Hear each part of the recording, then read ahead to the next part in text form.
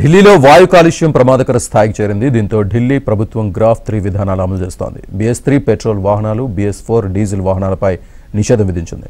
అంతర్రాష్ట్ర బస్సు సర్వీసులకు అనుమతి ఇవ్వడం లేదు.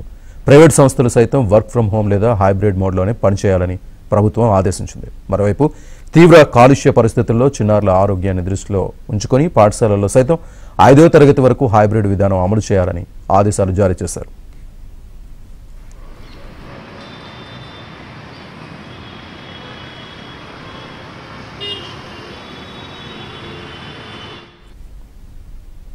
ఇదే అంశానికి సంబంధించి పూర్తి సమాచారాన్ని మా కరెస్పాండెంట్ సతీష్ అందిస్తారు.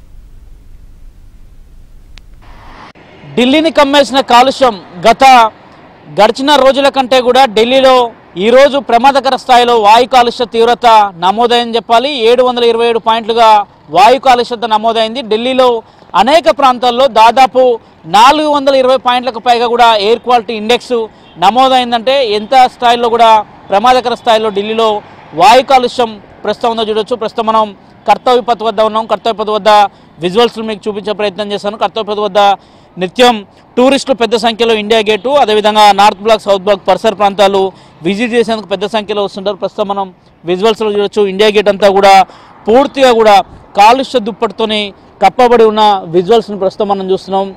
పూర్తిగా కూడా ఎక్కడ కూడా ఇండియా గేటు కానరాని పరిస్థితి నెలకొంది. దాదాపు ఢిల్లీలో కాలుష్య తీవ్రత నానాటికి పెరిగిపోతుంది. రాష్ట్ర ప్రభుత్వం చర్యలు చేపడుతున్నప్పుడు కూడా ఫలితాలు అత్యంత శూన్యంగా కనిపిస్తున్నాయని చెప్పాల్సి ఉంటుంది. ఈరోజు ఢిల్లీలో 727 పాయింట్లుగా కాలుష్యం చేరిపోయిందని చెప్పాలి. ఇక హైబ్రిడ్ మోడ్లో తరగతి గదులు ఇప్పటికే నిర్వహిస్తున్నారు పాఠశాలలు. ఇక గ్రాఫ్ 3 విధానాలను ఢిల్లీలో అమలు చేస్తున్నారు. ఇక ప్రైవేట్ సంస్థలు సైతం వర్క్ ఫ్రం హోమ్ లేదా హైబ్రిడ్లో పనిచేయాలని ఇప్పటికే ప్రభుత్వం ఆదేశాలు జారీ చేసింది. అన్ని రకాల నిర్మాణ పనులు ఇప్పటికే ఢిల్లీలో నిలిపివేయడం జరిగింది. ఇక BS3 పెట్రోల్ వాహనాలు, BS4 డీజిల్ వాహనాల్లో ఢిల్లీ లోపలికి నిషేధం విధించారు. ఇక అంతర్రాష్ట్ర బస్సు సర్వీసులకు సంబంధించి కూడా ఇప్పటికే నో ఎంట్రీ బోర్డులను కూడా ప్రభుత్వం ఏర్పాటు చేసింది. దాదాపు కాలుష్య తీవ్రత నానాటికి పెరిగిపోతుంది. ఢిల్లీ మందిర్ మార్గ్ కావచ్చు, లోధి కావచ్చు, అదేవిధంగా ఇందిరాగాంధీ ఇంటర్నేషనల్ కావచ్చు, ITO సెంటర్ కావచ్చు, ఇట్లా అనేక ప్రాంతాల్లో పెద్ద ఎత్తున కూడా కాలుష్య తీవ్రత నమోదైంది. ముఖ్యంగా ఆనంద్ విహార్ లాంటి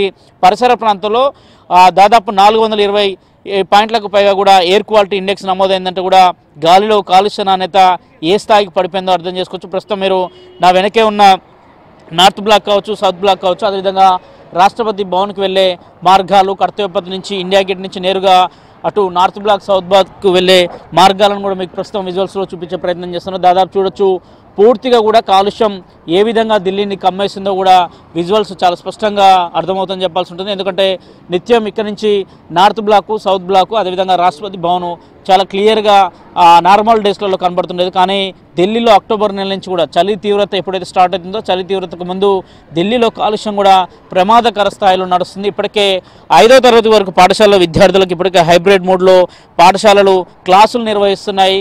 కొంతమందికి కళాశాలలకు ఇప్పటికే సెలవులు కూడా ప్రకటించారు. ముఖ్యంగా ప్రైవేట్ కంపెనీలలో, ప్రైవేట్ వ్యవస్థలో పనిచేస్తున్నారు కావచ్చు, ప్రభుత్వంలో పనిచేస్తున్నారు కావచ్చు, వారందరికీ కూడా కొంత వెసులుబాటు కల్పించారు. హైబ్రిడ్ మోడ్లో వారంతా కూడా పనిచేయాలనేది కూడా ప్రభుత్వం ఇప్పటికే ఆదేశాలు జారీ చేసిన నేపథ్యం. ముఖ్యంగా BS3కి సంబంధించిన వాహనాలు కావచ్చు, BS4కి సంబంధించిన వాహనాలపైన పూర్తిగా నిషేధాజ్ఞలు అయితే ఢిల్లీలో కొనసాగుతున్నాయని చెప్పాల్సి ఉంటుంది. 727 పాయింట్లకు వాయు కాలుష్యం చేరిందంటే కూడా ఢిల్లీలో ఏ స్థాయిలో ప్రమాదకర స్థాయిలో వాయు కాలుష్యం ఉందనేది కూడా చెప్పొచ్చు. మరోవైపు కాలుష్యానికి తోడు ఢిల్లీలో చలి తీవ్రత కూడా నానాటికి పెరిగిపోతుంది. కాలుష్యం ఒకవైపు, చలి తీవ్రత ఒకవైపు. ముఖ్యంగా వైద్యులు కూడా అనేక సూచనలు చేస్తున్నారు. ఉదయాన్నే మార్నింగ్కి వచ్చే మార్నింగ్ వాకర్స్ కావచ్చు, అదేవిధంగా సైక్లింగ్ చేసేవారు కావచ్చు, వృద్ధులకు కావచ్చు, చిన్నపిల్లలకు కావచ్చు, కొన్ని జాగ్రత్తలు పాటించాలి. ముఖ్యంగా మాస్కులు ధరించాలనేది కూడా ఢిల్లీ అంతటా కూడా ఇప్పటికే ప్రభుత్వం కూడా చెప్తుంది. కాలుష్యాన్ని అరికట్టేందుకు ఢిల్లీ ప్రభుత్వం చర్యలు చేపడతామని చెప్తున్నారు. ఇప్పటికే గ్రాఫ్ 3కి సంబంధించి గ్రాఫ్ 3లో ఎక్కడైతే బిల్డింగ్ల కన్స్ట్రక్షన్ కావచ్చు, ఎక్కడైతే నిర్మాణాలు ఉంటాయో ఆ నిర్మాణాలకు సంబంధించిన కార్యక్రమాలను కూడా ఇప్పటికే నిలిపివేయాల్సిందిగా ఢిల్లీ ప్రభుత్వం స్పష్టమైన ఆదేశాలు జారీ చేసింది. ఇటీవల కూడా ఢిల్లీ ప్రభుత్వం కొన్ని చర్యలు చేపట్టింది. ముఖ్యంగా ఎక్కడైతే దుమ్ము ధూళితో కూడిన పనులు ఎక్కువగా ఉంటాయో ఆ పనులన్నింటినీ కూడా ఆఫ్ చేయాల్సిందిగా ఇప్పటికే ప్రకటన చేసిన నేపథ్యం. మరోవైపు కాలుష్యాన్ని అరికట్టేందుకు ఉదయం 10 గంటల నుంచి సాయంత్రం 6:30 గంటల వరకు కూడా ఇతర ప్రైవేట్ కావచ్చు, ముఖ్యంగా గవర్నమెంట్ సెక్టర్లో పనిచేస్తున్న వరకు కూడా వారి పని సమయాన్ని కూడా పెంచడం జరిగింది. ఎందుకంటే ఒక్కసారిగా వాహనాలు రోడ్లపైకి రావడము, ఢిల్లీలోని కాలుష్యానికి తోడు ముఖ్యంగా వాహనాల నుంచి వచ్చే కాలుష్యం సైతం కూడా ఢిల్లీలో మరింత ఇబ్బందులకర వాతావరణాన్ని సృష్టిస్తున్న నేపథ్యంలో పూర్తిగా ఢిల్లీ ప్రభుత్వం అప్రమత్తమైంది. కానీ గడిచిన వారం రోజుల కంటే కూడా ఢిల్లీలో ఈరోజు ప్రమాదకర స్థాయిలో వాయు కాలుష్యం అయితే పేరుకొనిపోయని చెప్పాలి. ఎక్కడ చూసినా కానీ కాలుష్యం పూర్తిగా కూడా ఢిల్లీని అయితే కమ్మేసింది. వీడియో జర్నలిస్టు నిశాంత్ దుబేతో సతీష్ ఏబినంద్రవతి, న్యూఢిల్లీ.